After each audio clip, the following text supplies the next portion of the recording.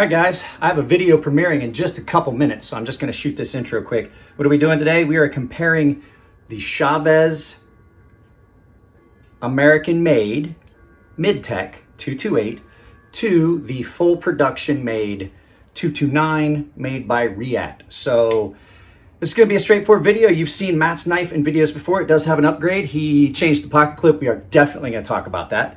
But yeah. So guys, that's pretty much the intro. That's what we're going to talk about. You saw the picture. So if you're listening on headphones, you may want to turn it down because here comes the music.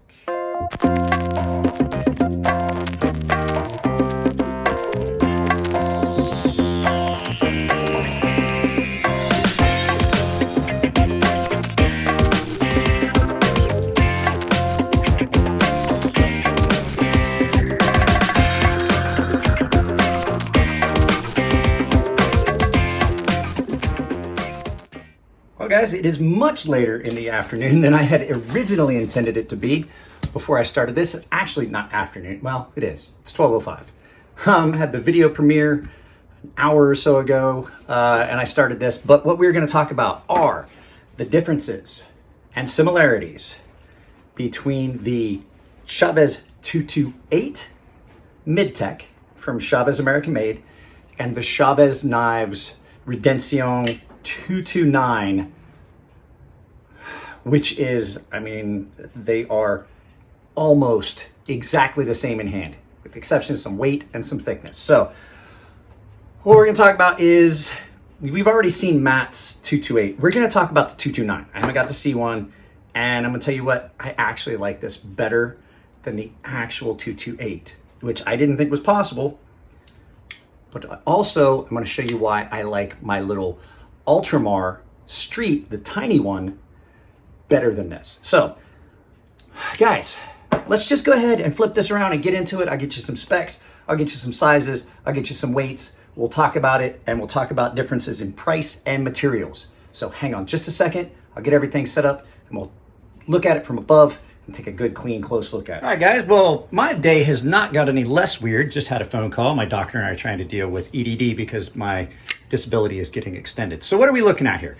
This is the Ultramar Redemption 229. This is a production version of the 228, which was a mid-tech version of the actual Redemption. So we're going to see some differences and some similarities in these. And these are big. So I'm trying to find a way to get these in frame for you to see it more clearly. So I may have to bring the camera up a little bit, but what we're going to talk about is this knife. So let's go ahead and just get some specs and stuff out of the way. So the 228, which is in the back with the really fancy clip, this was a mid-tech version of Ramon's Custom, the the Redemption. So this is the Redemption. Now this is Matt's knife, and it has had a lot of modifications. Matt and I have taken this apart. Hardware on this has been several different colors. And now he has replaced the pocket clip with an aftermarket pocket clip. I'm sorry about the weird light. I'm trying to get this figured out, but it's just been a weird day. But you can kind of see, look at these colors in that. So I'm trying to get some dispersed lighting, diffused lighting. I might take some pictures of this outside and throw them in right about in here, in this area right here.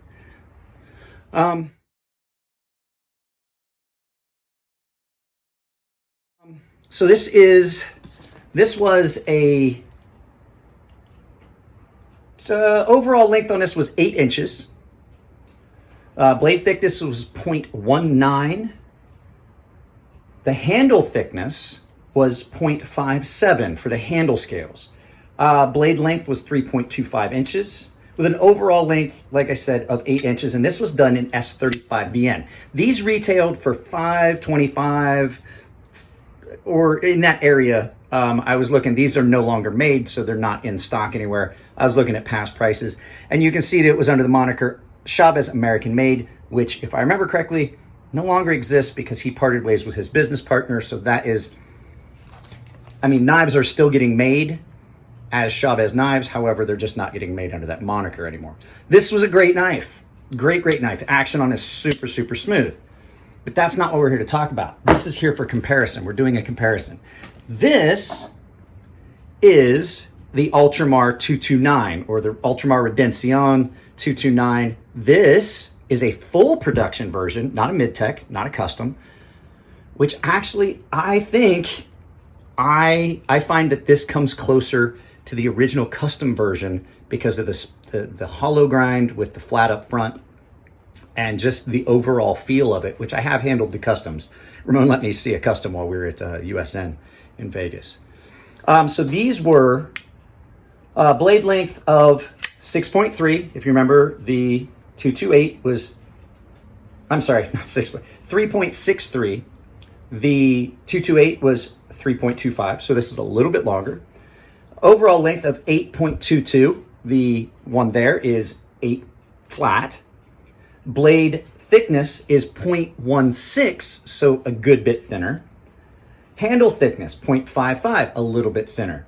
So, you know, you're looking at real similar. This one in overall length is a little bit longer, blade is a little bit longer, but it's an M390 and it's got more of the traditional custom grind that you'd see, and it is done really well. This thins out really well, gets nice and thin with that hollow.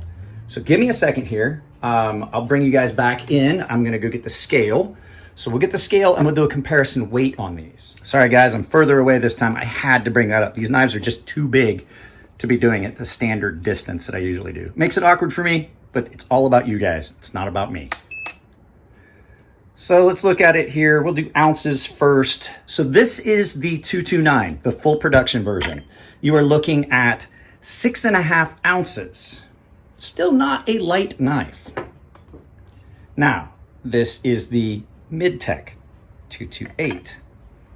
7 5/8 ounces. That's a significantly heavier knife. It feels larger in hand.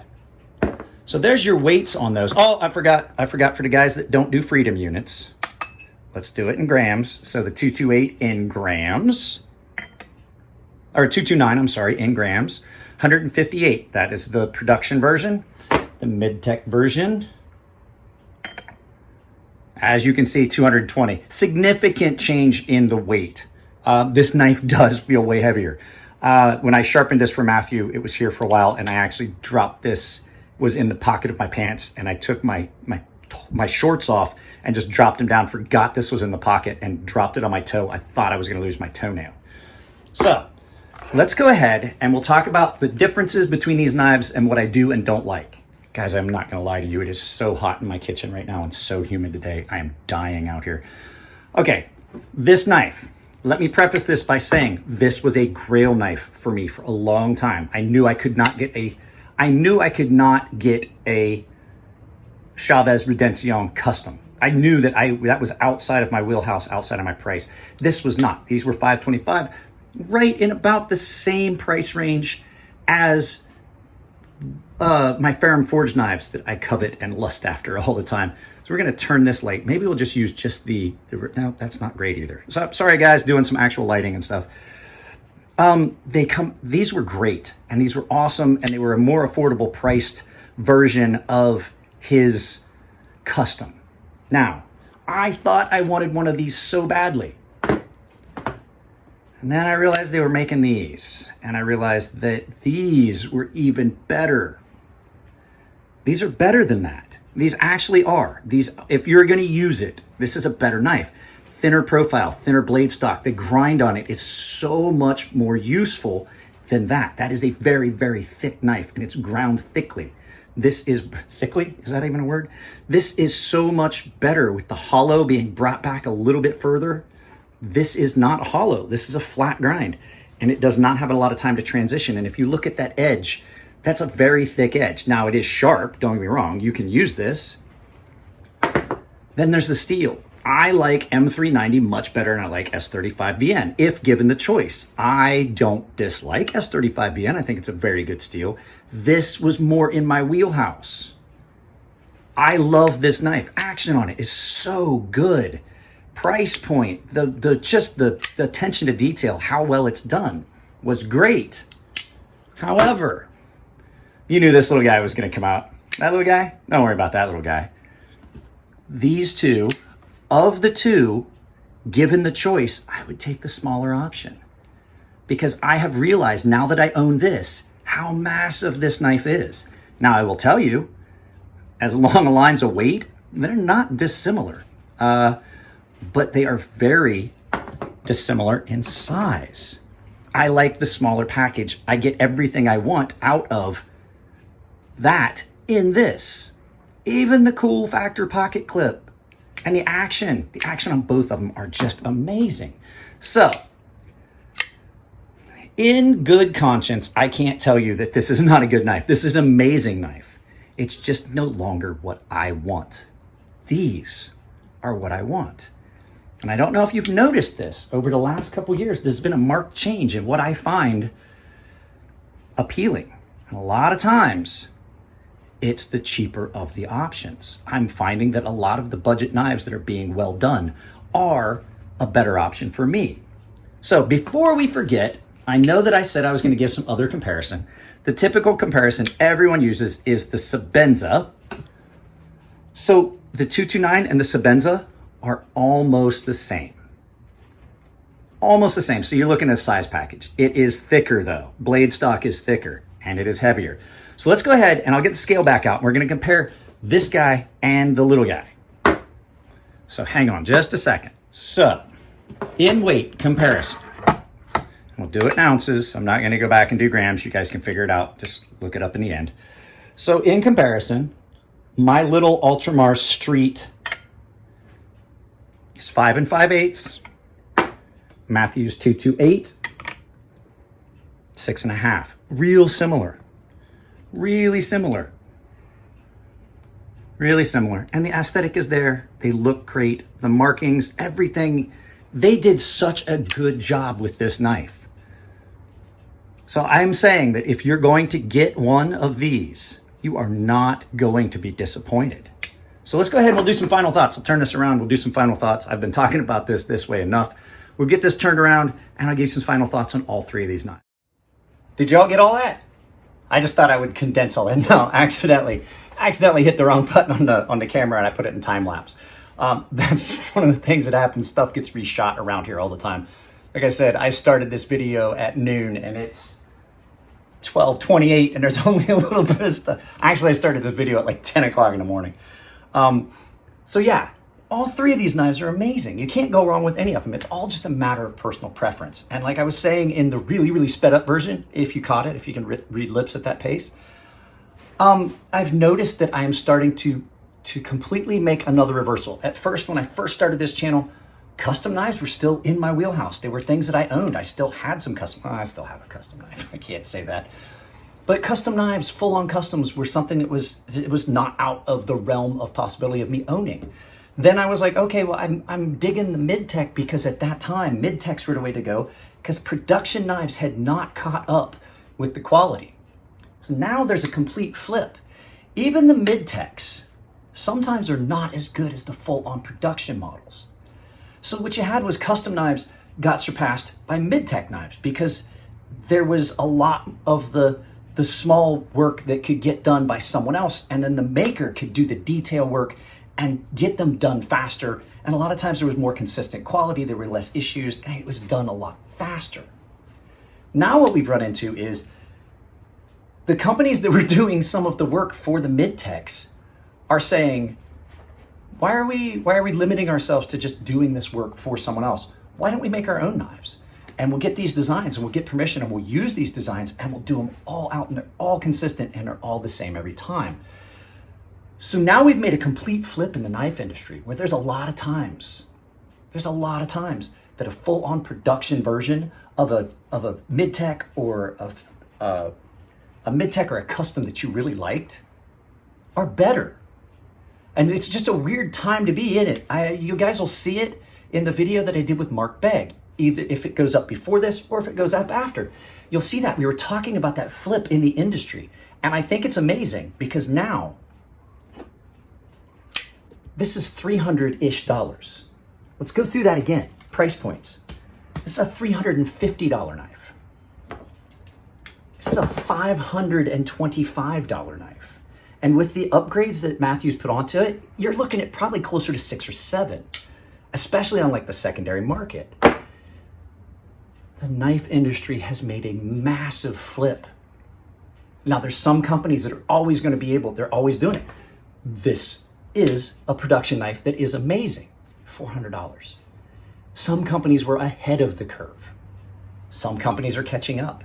Some makers are realizing I can get this made for cents on the dollar and get it done, have my design out there where it's accessible by the whole world, as opposed to, well, like Mark Begg said, the top of the pyramid, these guys that are buying the 10, the 15, the $20,000, $50,000 custom knives. They're the top of the pyramid, but you can't sell knives like that every day.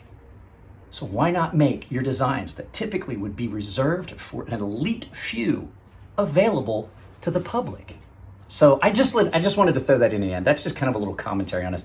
These knives are amazing, all three of them. I've told Ramon how much I like his work, how much I appreciate the fact that he puts so much into making sure that the production versions were as good, if not better, than the customs. And it's amazing to see that now these things that I coveted and I wanted so badly, I can have. So expect to see more of that on this channel. As a matter of fact, I'm telling you right now, I've got a couple knives that came in. This little thing, Artisan, the CJRB RIA by Artisan is underpriced. This knife should cost you more, but it doesn't, and it's amazing. So expect to see some of those things, those changes. Now, I still do have like full-on custom stuff and high-dollar stuff that I am going to do videos about, but now that there's this influx of really accessible, good knives, I think that the channel is going to see a shift. And I think that our viewing is going to be more mainstream than just kind of the niche market stuff that I did see on this channel. So guys, all that being said, I've just been talking too much. I'm in a great mood. I had a lot of coffee. I'm in a really good mood. So I just thought this would be a happy video. I hope you guys enjoy the videos when I'm in a really good mood. I think they present a little bit better. So not to drag this video out any longer, I love you guys. Take it easy. I will see you in the next video, and keep in mind that these puppies are coming out soon. Another affordable option. Guys, take it easy. I love you all. See you next time. And of course, it didn't work. So here we go. Behind the camera. Goodbye.